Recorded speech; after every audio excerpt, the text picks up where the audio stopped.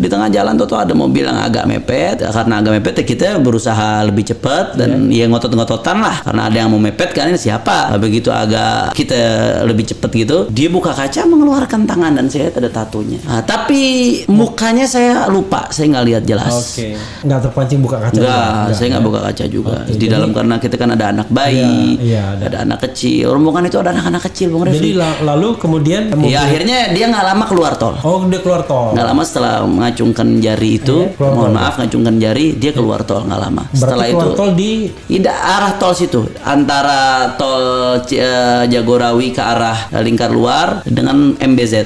Nah, jadi kalau dianggap taruh lah, mana ada orang mau perang bawa istri bawa cucu. Iya. Memang murni mau liburan. Dan saya tahu betul Laskar FPI itu tidak pernah bahkan dilarang untuk membawa senjata api, senjata tajam, apalagi senjata api, yang katanya tembak-tembakan.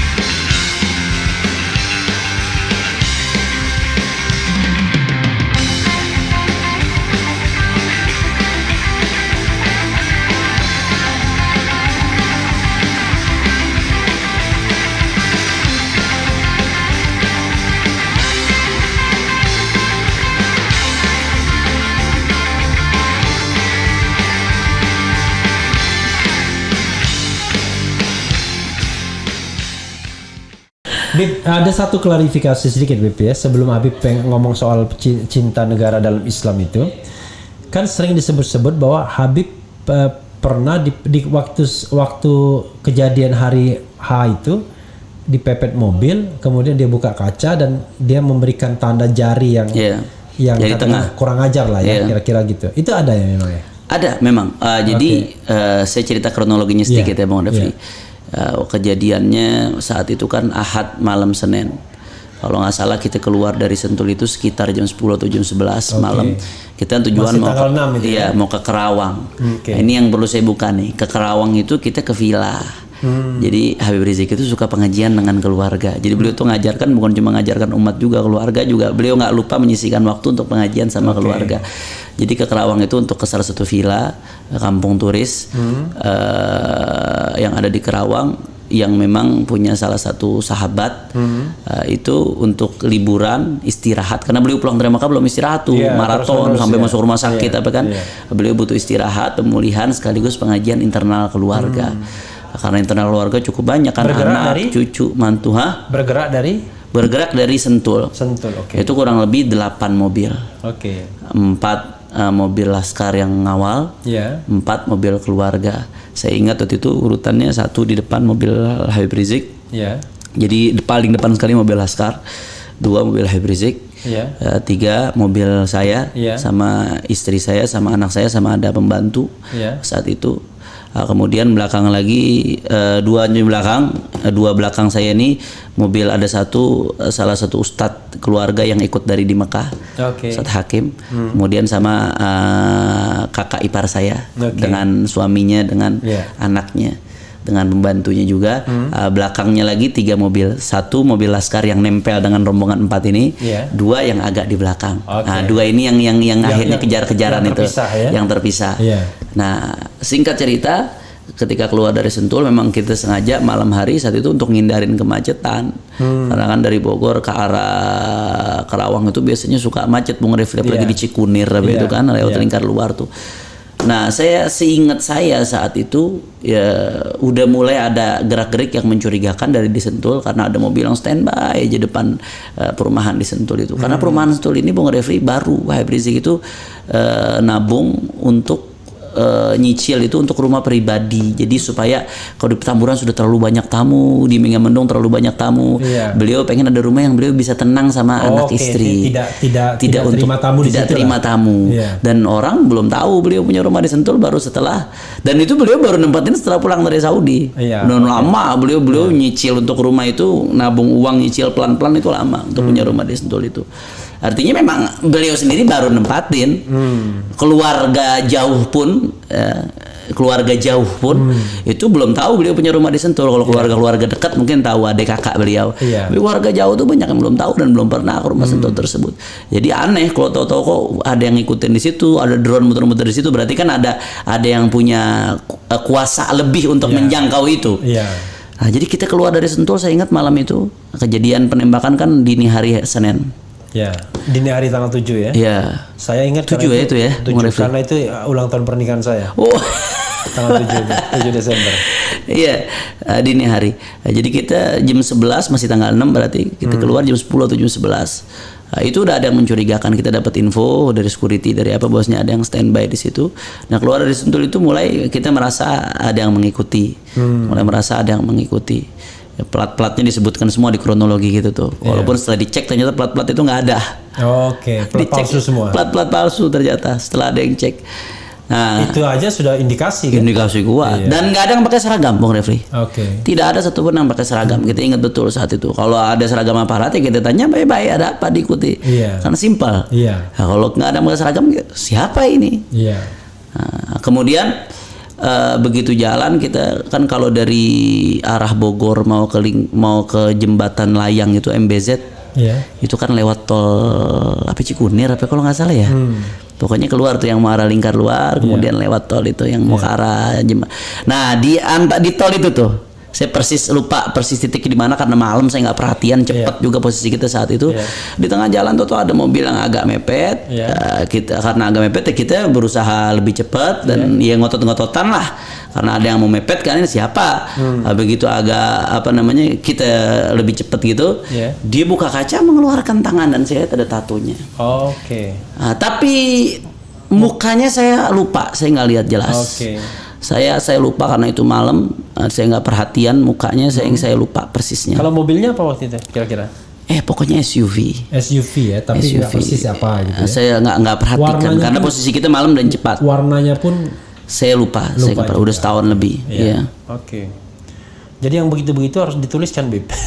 Saya kira itu udah dimuat Bung Refli semua dalam buku putih. Dan saya udah sampaikan kronologi ini ke Komnas HAM. Waktu audiensi dengan Komnas HAM saya sampaikan kronologi ini.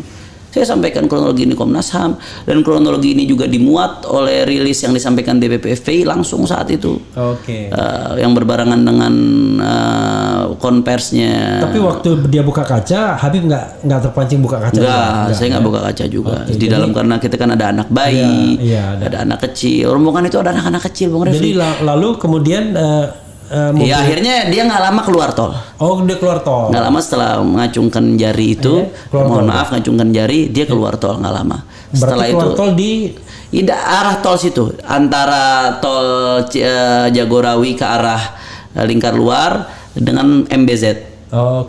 Saya lupa nama-nama jalan, saya nggak hafal soalnya Cikunir atau apalah itu. Yang jelas crossing mau ke arah Bekasi sana, antara Bogor Bekasi gitu ya. Kan kalau dari Jagorawi lewat Lingkar Luar itu, arah ke Lingkar Luar. Nah, jadi malam itu Bung Refli kita isinya Habib Rizik bersama keluarga, Umi, anak-anak, 7 cucu beliau saat itu ikut semua. 7 baru cucunya saat itu. 7 cucu ikut. Saya ingat 7 betul. Anak saya 2, anak kakak ipar saya 5. Kemudian perempuan ikut putri beliau. Yang nggak ikut cuma Habib Muhammad dan istri. Kemudian beliau di Megamendung, ketua umum FPI yang saat ini, sama pengantin baru. Nggak ikut ke arah dia ikut dari Sentul tapi ke arah Jakarta. Dia nggak ikut sama kita ke arah Karawang. Jadi kalau dianggap taruhlah mana ada orang mau perang bawa istri bawa cucu. Emang murni mau liburan. Murni mau liburan. Dan saya tahu betul Laskar FPI itu tidak pernah bahkan dilarang untuk membawa senjata api, senjata tajam. apalagi senjata api, katanya tembak-tembakan. Saya tidak pernah lihat mereka megang senjata api seumur hidup saya nggak pernah melihat. Mereka lihat megang senjata api dan memang itu dilarang, dan saya yakin keyakinan saya betul mereka tidak megang senjata api. Dan bagi saya kronologi itu nggak masuk akal yang disebutkan. Sehingga ini masih banyak kejanggalan.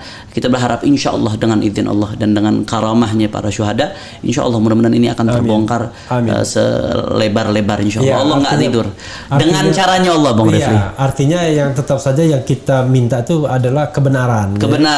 Jadi kita tidak ingin melebih-lebihkan saudara sekalian, tapi sekali lagi jangan kemudian nyawa manusia itu dianggap murah di Republik Indonesia ini. Udah mati begitu aja, tidak ada keadilan bagi mereka ya. Jadi keadilan bagi mereka dan bagi keluarganya tentunya. Lalu ini terakhir ya ke soal KM50. Apa yang ingin Habib lakukan ya ke depan? Karena kan saya kalau mau frankly speaking ya, terus terang, ya sayang kita tidak gunakan momentum ini untuk menuntut kebenaran dan keadilan. Sekali lagi, kebenaran dan keadilan. Kalau bahasa sono kan, wah nanti ditunggangin. Apa kita nggak menunggangi? Kita nuntut kebenaran dan keadilan sejak lama. Betul. Masalahnya kemarin itu kenapa kemudian senyap? Karena orang pada takut. Betul. Karena kan itu suasananya tegang betul. FPI dibubarkan, kami ditangkepi, petinggi-petingginya. Orang ngomong dibilang hoax ya kan? Udah kena Habib Bahar ngomong itu kena. Edi Mulyadi secara tidak langsung juga kena gitu ya. Nah, apa yang ingin dilakukan? Ya saya kira saya teringat dulu dalam satu acara, dalam satu seminar yang ditayangkan, mantan Kapolri Tito Karnavian itu pernah mengatakan bahwasanya polisi itu bekerja juga atas dorongan opini publik. Jadi semakin kuat tekanan publik itu akan bergulir. Jadi ya saya berharap tentunya kita semua serahkan ke Allah Subhanahu wa taala. Tapi bagian dari ikhtiar zahir kita, ya publik umat jangan pernah berhenti untuk menyuarakan ini. Ya, jangan pernah berhenti. Suarakan lewat parlemen kita, suarakan lewat kanal-kanal yang dibenarkan dalam hukum. Kita negara demokrasi, misalkan demonstrasi diperbolehkan, kemudian kita punya parlemen, kemudian kita juga ada kebebasan pers, kita juga ada kebebasan berpendapat, sampaikan di media-media, sampaikan apa adanya, sampaikan kebenaran. Jadi kemarin itu waktu acara 4.000 lilin di Taman Ismail Marzuki, sama sekali tidak ada petugas yang misalnya ribet gitu ya, misalnya mau membubarkan atau apa, nanya izin dan lain sebagainya, nggak ada. Artinya sebenarnya yang begitu-begitu itu ya kadang-kadang sangat bergantung subjektivitas penegak hukum saja ya. Jadi kalau ada orang dibolehkan, ya yang lainnya dibolehkan juga. Iya betul, harusnya seperti itu Bung Refli. Dan kalau memang siapapun yang benar harusnya kan nggak perlu takut. Kenapa ada rasa takut ketika ada yang bersuara? Kenapa seperti ada kesan dibungkam dan lain sebagainya? Berarti kan ini jadi timbul tanda tanya lagi ada sesuatu. Iya, kan pepatah lama kan sederhana, berani karena benar, betul. Takut karena salah, betul. Ya kan? Betul. Tapi tambahannya takut karena diancam ada juga. Karena kita manusia kan. Nah. Cuman kan pepatah itu kalau misalnya tidak ada potensi untuk diancam, kenapa presiden takut misalnya untuk membukanya, risih ya kan? Kenapa Menko Polhukam misalnya harus khawatir? Kan nggak perlu. Kan yang dicari adalah keadilan. Siapa yang terlibat? Silakan. Dalam kasus Brigadir J ini sudah 83 orang diperiksa. Di antara 83 orang itu puluhan orang yang sudah terlibat. Bayangkan. Saya bilang kalau 1-2 itu oknum, tapi kalau 480 itu udah gerombolan.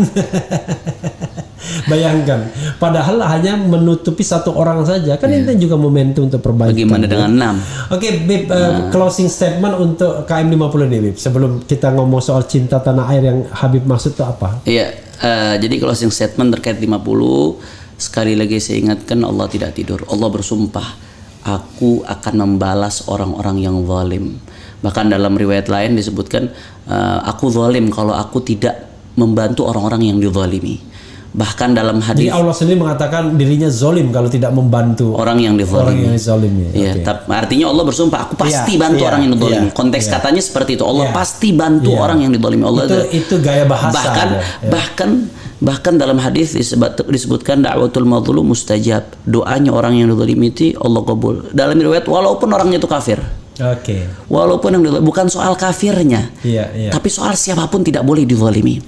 Karenanya saya ingatkan siapapun Anda, khususnya para pemimpin bangsa, siapapun yang punya wewenang di bangsa ini, yuk mari kita tegakkan keadilan. Buka selebar-lebarnya. Bayangkan kalau itu anak Anda, bayangkan kalau itu keluarga Anda, bayangkan kalau yang terbunuh adalah adik Anda atau kakak Anda. Bayangkan dan bayangkan. Mereka punya adik, mereka punya kakak, mereka punya keluarga, mereka punya orang-orang yang ditinggalkan. Mereka adalah anak-anak manusia. Mereka adalah anak-anak yang cinta kepada tanah air. Maka sudah seyogyanya 6 syuhada ini diperjuangkan sampai ke akar-akar. Insya Allah, mudah-mudahan Allah Subhanahu Wa Taala buka semuanya. Insya Allah. Amin ya Rabbal.